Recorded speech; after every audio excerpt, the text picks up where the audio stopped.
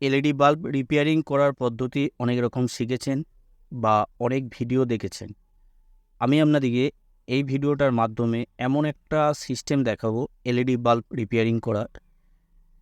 যে কোনো LED বাল্বকে repairing করতে গেলে কোনো রকম আমি এই ভিডিওটার মাধ্যমে যেটা দেখাবো, কোনো রকম সোল্ডারিং আয়রন লাগবে না, কোনো রকম পার্টস আপনাদের প্রয়োজন হবে না। একদম ফ্রিতে এলইডি বাল্বটা রিপেয়ারিং করতে পারবেন। আবার এই এলইডি বাল্বটা রিপেয়ারিং করার জন্য কোনো জায়গায়, কোনো দোকানে রিপেয়ারিং করার জন্য নিয়ে যেতে হবে না। আপনারা নিজেরা নিজেদের বাসা বাড়িতেই সহজেই ঠিক করে নিতে পারবেন। আমি আপনাদেরকে একদম সহজ সরল সিস্টেম দেখিয়ে দেবো, কেননা এই এলইডি বাল্বগুলো রিপেয়ারিং করা খুবই সোজা। যদি জেনে থাকেন তাহলে সোজা, আর যদি না জেনে থাকেন তাহলে কিন্তু খুবই কষ্টকরদায়ক হয় বা খুবই অন্যরকমভাবে রিপেয়ারিং করতে গেলে কি হয়, অনেক সময় অনেক রকম সমস্যা হয়। কেননা যে সমস্যাগুলো হয় অনেক সময় ভেঙে যায় বা অনেক কিছু সমস্যা হয়। অনেক সময় ভুলভাল কাজ করার জন্য ভিতরে যে ড্রাইভার সার্কিটটা থাকে সেই ড্রাইভার সার্কিটটা খারাপ হয়ে যায় বা আরও কিছু খারাপ হয়ে যায়। এলইডিটা যেখানে দেখা যাবে, এলইডি বাল্বটা যেখানে দেখা যাবে কোনো রকম খরচা ছাড়াই আপনারা রিপেয়ারিং করে নিতে পারবেন, সেখানে দেখা যাবে না জানলে সেইখানে দেখা যাবে অনেক খরচা হয়ে যায়। সেক্ষেত্রে এলইডি বাল্বটা রিপেয়ারিং করাই অসম্ভব হয়ে পড়ে। এবার আপনাদেরকে প্রথমে এলইডি বাল্বটা খোলার পদ্ধতি দেখাবো, কেননা অনেক সময় কি হয়, খুলতে যেয়ে অনেক সমস্যা হয়ে যায়। সেই কারণে আমি খোলা পদ্ধতি দেখাবো, কি প্রবলেম আছে সেই প্রবলেমটা আমি সলভ করে দেখাবো। আর আপনাদেরকে প্রথমেই বলেছিলাম কোনো রকম সোল্ডারিং আয়রন, কোনো রকম পার্টস ছাড়া এলইডি বাল্বটাকে রিপেয়ারিং করে দেখাবো। একদম ইজিভাবে দেখাবো, যাতে করে আপনাদের কোনো রকম কোনো সমস্যা না হয় এলইডি বাল্বটা রিপেয়ারিং করতে গেলে। যে কোনো ভাই বা যে কোনো বন্ধুরা এই কাজটা করতে পারবেন কোনো রকম অসুবিধে ছাড়া। এবার এলইডি বাল্বটাকে আমি ডাইরেক্ট 220 ভোল্ট এসি সাপ্লাইয়ের সাথে সংযুক্ত করব। এখানে জ্বলছে নাকি দেখে নেব। এখানে কোনো রকমভাবেই এলইডি বাল্বটা জ্বলছে না, দেখতে পাচ্ছেন। এবার এলইডি বাল্বটা প্রথমে খুলে নেব, খুলে নিয়ে দেখে নেব কী সমস্যা আছে। তারপর আপনাদেরকে প্রথমেই বলেছিলাম আমি একদম ফ্রিতে রিপেয়ারিং করে দেখাবো, একদম নতুন পদ্ধতিতে দেখাবো, নতুন পদ্ধতি নতুন সিস্টেমে দেখাবো। এখানে খুলতে গেলে প্রথমে ডিফিউজারটাই খুলতে হবে। তো ডিফিউজারটাই খুলতে গেলে এই গায়ে হালকা হালকা করে চাপ দিতে হবে, তাতে ট্যান্সার ব্লেড দিয়ে হোক, চাকু দিয়ে হোক, যে কোনো বা ওপেনার দিয়ে হোক। এইভাবে আমি দেখাচ্ছি কিভাবে আপনারা করবেন। এই ধরনের যে চাকুগুলো আমি আপনাদেরকে দেখিয়ে দিচ্ছি, বা ট্যান্সার ভাঙা, আমার কাছে এই মুহূর্তে ট্যান্সার ভাঙা আছে। এই ধরনের ট্যান্সার ভাঙা বা চাকু দিয়ে আপনারা এই কাজটা করতে পারবেন। এইখানে এইভাবে এই জায়গাটা এইভাবে এরকমভাবে চাপ দিতে হবে। এইভাবে চাপ দেবেন, চাপ দিলে সহজেই হালকা হালকা করে চাপ দেবেন, এরকমভাবে চাপ দেবেন। চাপ দিলেই এইখানে যে ডিফিউজারটা আছে ডিফিউজারটা খুলে যাবে। খুলে গেল, দেখতে পেলেন। এবার এইখানে ডাইরেক্ট আমি 220 ভোল্ট এসি সাপ্লাইয়ের সাথে সংযুক্ত করব। কী পজিশন আছে দেখে নেব। এইখানে দেখতে পাচ্ছেন এখানে কোনো রকমভাবেই এলইডি বাল্বটা জ্বলছে না। এবার কিভাবে এলইডি বাল্বটা জ্বালাবেন বা এর প্রবলেমটা কীভাবে ফাইন্ড আউট করবেন সেটা আমি দেখিয়ে দিই। এই ধরনের একটা ছোট একটা তার নেবেন, এই ধরনের একটা ছোট তার নেবেন। এই তারটা নিয়ে হালকা হালকা করে টাচ করবেন। এইখানে যে এসএমডি এলইডিগুলো আছে এলইডিগুলোতে টাচ করব আমি। এইখানে দেখে বোঝা যাচ্ছে না যে কোন এসএমডি এলইডিটা খারাপ আছে। এইভাবে টাচ করব, তবে কোনোভাবে হাত না লাগে। এইখানে প্রত্যেকটা এসএমডি এলইডিকে এইভাবে টাচ করব, টাচ করে দেখব এই এসএমডি এলইডিটা আমি টাচ করছি কোনো রকমভাবেই জ্বলছে না। এইখানে এই এসএমডি এলইডিটা টাচ করছি কোনো রকমভাবেই জ্বলছে না। এইখানে এই এসএমডি এলইডিটা টাচ করে দেখে নেব। এইখানে দেখতে পাচ্ছেন কোনো রকমভাবেই বলছেন। এইখানে এই এসএমডি এলইডিটাকে আমি টাচ করে দেখব জ্বলছে কি জ্বলছে না। এখানে ভালো করে টাচটা করতে হবে। এখানে দেখতে পাচ্ছেন এই এসএমডি এলইডিটা যখন আমি টাচ করছি এখানে সম্পূর্ণভাবে এলইডি বাল্বটা জ্বলছে। এবার এইখানে মার্ক করে নেবো, কেননা অনেক সময় কি হয়, একটা এসএমডি এলইডি খারাপ দেখা গেল, আবার ওই এসএমডিটার জায়গায় অন্য এসএমডি এলইডির ওপর কাজ করা হয়ে যায়। সেই কারণে ভুল যাতে না হয় তার জন্য আমি এইখানটা ভালো করে মার্ক করে নেবো, যাতে করে বোঝা যায় যে এই এসএমডি এলইডিটাই খারাপ আছে। এইখানে এই এসএমডি এলইডিটা খারাপ আছে। এই এসএমডি এলইডিটা খারাপের জন্য এইখানে কোনো রকমভাবেই কোনো এসএমডি এলইডি জ্বলছে না। এর কারণ হচ্ছে এইখানে দেখতে পাচ্ছেন এইখানে যে এসএমডি এলইডিটা আছে এই এসএমডি এলইডিটার সাথে প্রত্যেকটা এসএমডি এলইডি সিরিজ কানেকশন আছে। সেই কারণেই এইখানে এসএমডি এলইডিটা যখন ওপেন হয়ে যাচ্ছে, ওপেন হয়ে যাওয়ার ফলে এইখানে কোনো রকম ভোল্টেজ আসতে পারছে না, তার জন্য এই সমস্যাটা হচ্ছে। এই সমস্যাগুলো ক্লিয়ার করার অনেক রকম পদ্ধতি আছে, আমি আপনাদেরকে প্রথমেই বলেছিলাম অনেক রকম পদ্ধতি আছে বা অনেক ভিডিও দেখেছেন।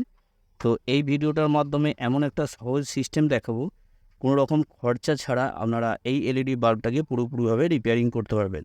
তো এইখানে যে দুটো তার আছে, এখানে একটা প্লাস, এখানে একটা মাইনাস।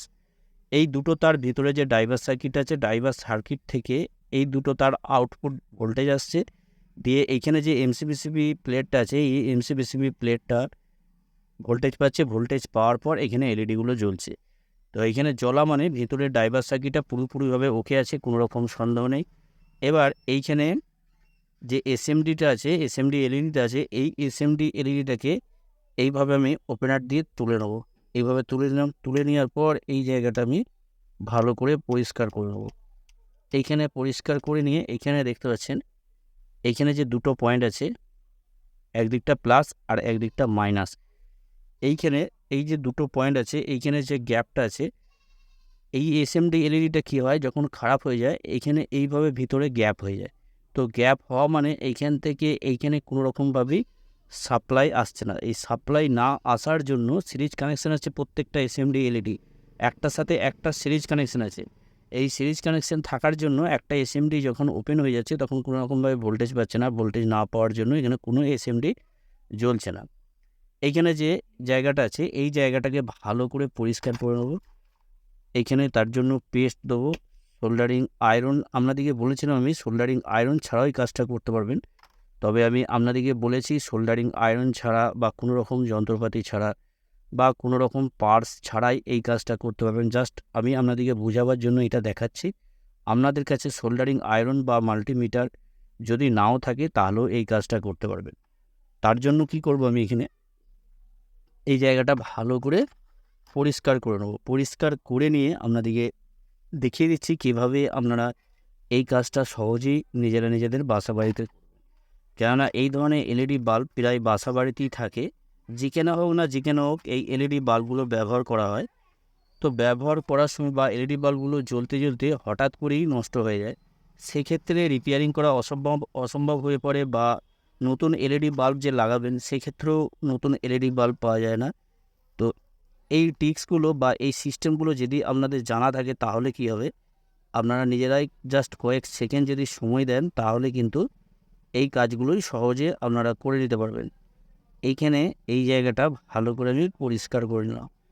পরিষ্কার করে আমি কোনো রকমভাবে স্পট করব না, এইখানে আমি হালকা করে একটু করে রং দিয়ে নেবো। এখানে রং দিয়ে দেবো, দুটো পয়েন্ট যেন এক কাছে না হয়।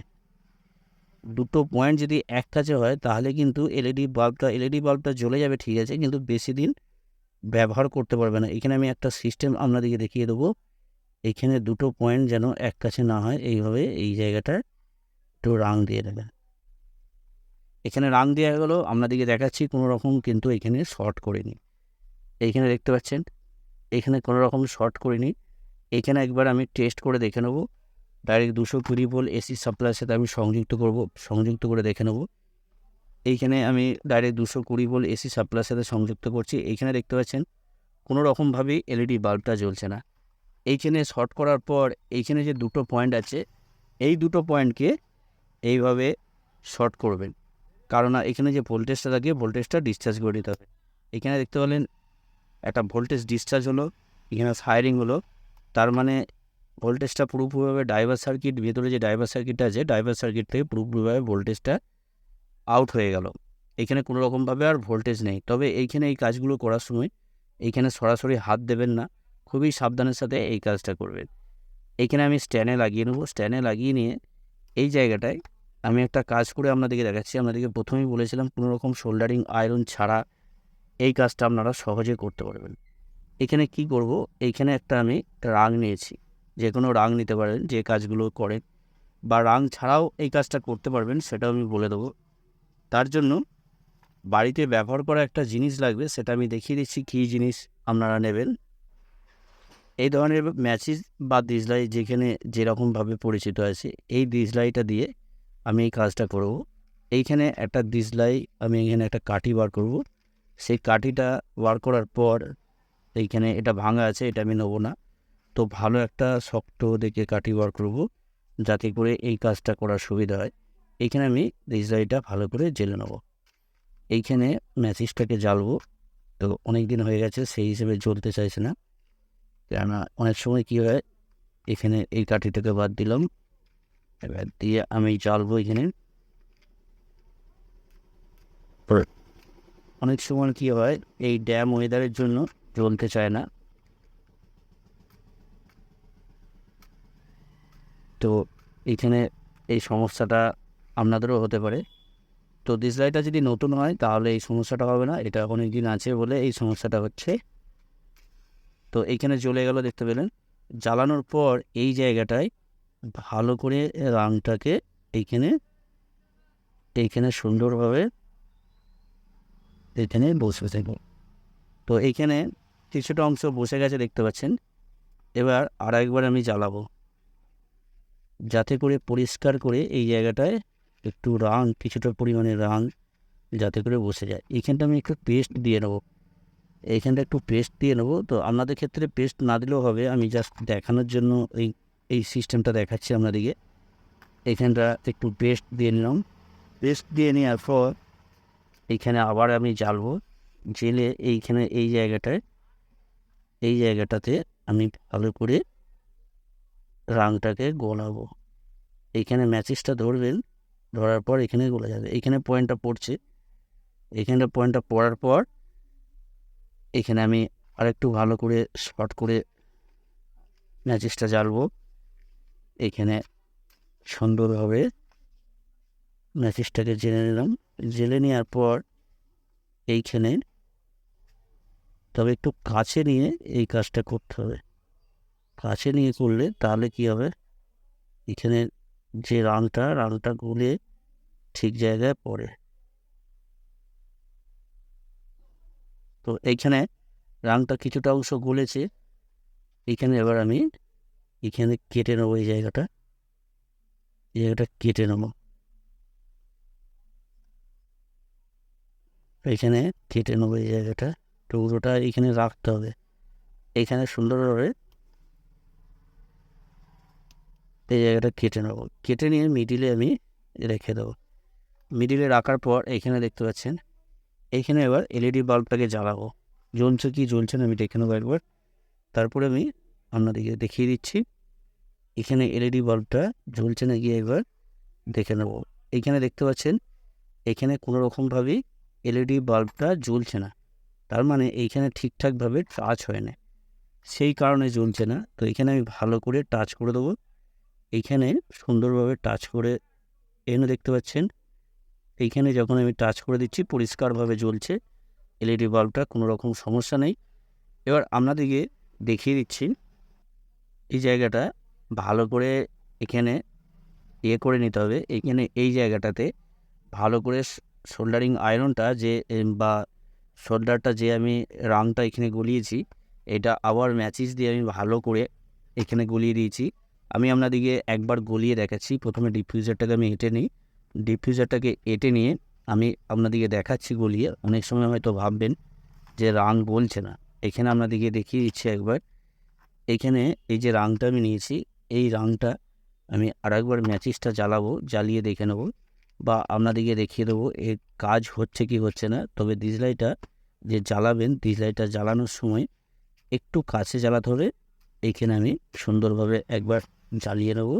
এইখানে ডিসলাইটটা জ্বালানোর পর এইখানে দেখতে পাচ্ছেন, এইখানে রাং দেখতে পাচ্ছেন, এইখানে রাংটা পরিষ্কার বলছে, কোনো রকম সমস্যা না। এখানে রাং গলে পড়ছে দেখতে পাচ্ছেন। এখানে কোনো রকম সন্দেহ নেই যে রাং গলবে না, এরকম কোনো রকম সন্দেহ নেই, রাং পরিষ্কারভাবেই গলবে, কোনো রকম সমস্যা নেই। এইভাবে এলইডি বাল্বগুলো আপনারা সহজে রিপেয়ারিং করে নিতে পারবেন। এখানে আমি আরেকবার জ্বালিয়ে দেখিয়ে দিচ্ছি। এখানে দেখতে পাচ্ছেন এলইডি বাল্বটা পুরোপুরিভাবে জ্বলছে। তাহলে কি হলো, কোনো রকম সোল্ডারিং আয়রন ছাড়া আপনারা জাস্ট আমি যে এইখানে জায়গাটা যে পরিষ্কার করলাম, এইখানে জায়গা যে এলসিবিসিবি যে প্লেটের ওপর যে জায়গাটা আমি পরিষ্কার করলাম সোল্ডারিং আয়রন দিয়ে, ওই জায়গাটা যদি না পরিষ্কার করেও এই কাজটা করা হয় তাতেও আপনারা করতে পারবেন। তাহলে কি হচ্ছে, কোনো রকম সোল্ডারিং আয়রন আপনাদের প্রয়োজন পড়ছে না। আশা করি বুঝতে পেরেছেন। ভিডিওটা যদি ভালো লাগে অবশ্যই একটা লাইক করে দেবেন। আপনারা সকলেই ভালো থাকবেন, সুস্থ থাকবেন, নিজের খেয়াল রাখবেন। ওকে, থ্যাংক ইউ, ধন্যবাদ।